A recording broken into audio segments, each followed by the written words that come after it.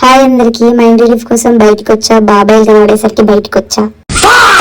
Peaceful గా కూర్చునే లోపే పీచ్ మిఠాయి వచ్చింది. ఎంత బ్రో అనే లోపే చేతిలో పెట్టి వెళ్ళిపోయాడు. తట్టి అంటే తడిచిపోయాడు. కారు కొందాం అనుకున్నా కానీ హాస్టల్ ముందు ప్లేస్ లేదని వద్దనుకున్నా. కారు కొందాం అనుకున్నా, కార్ షోరూమ్ వాడు ఖాతా ఇవ్వనన్నాడు. కాదు బ్రో, నాకు ఒకటి అర్థం కాదు. బస్సు బ్రో ఏమో 50 అడుగుల దూరం పాటించాలని రాస్తారు. మీరేంటి బ్రో 5 అడుగుల దూరంలో కూడా మాకుండరు. ఎందుకు పుడతారో కూడా తెలియదండి మనుషులు కొంతమంది. ఎర్రగడ్డకి షాపింగ్ వచ్చాం. జనాలను చూసి కొనలేమేమని బయటకు వచ్చి ఫ్రూట్స్ తీసుకుందామని డ్రాగన్ ఫ్రూట్స్ తీసుకొని మెల్లిగా ఇంకేమన్నా తీసుకుందామని ముందలకెళ్ళి చూస్తున్నాం ఏమన్నా తీసుకుందామని. అటు ఏవి నచ్చలేదు. మళ్ళీ ఆల్బుకర్ తీసుకొని ముందరికి వెళ్ళేసరికి పనస కనబడింది. ఇవన్నీ తీసుకున్నాం, ఇది తీసుకోపోతే ఎలా అన్నట్టు ఇవి కూడా తీసేసుకున్నాం.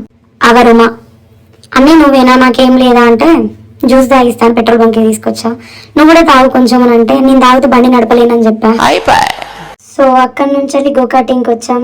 మేము వచ్చే లోపే వర్షం పడేలాగుంది అని గోకాటింగ్ ఆపేశారు. వాళ్ళు అందులో ఉన్న వాళ్ళు డ్రైవ్ చేస్తున్నారు. సో అక్కడి నుంచి వెళ్ళి స్వీట్ కార్న్ తీసుకుందామని వచ్చాం. సో స్వీట్ కార్న్ ఎప్పుడు తింటాం లేని వెరైటీగా కాల్చిన కంకి తీసుకొని మెల్లిగా వెదర్ని చూసుకొని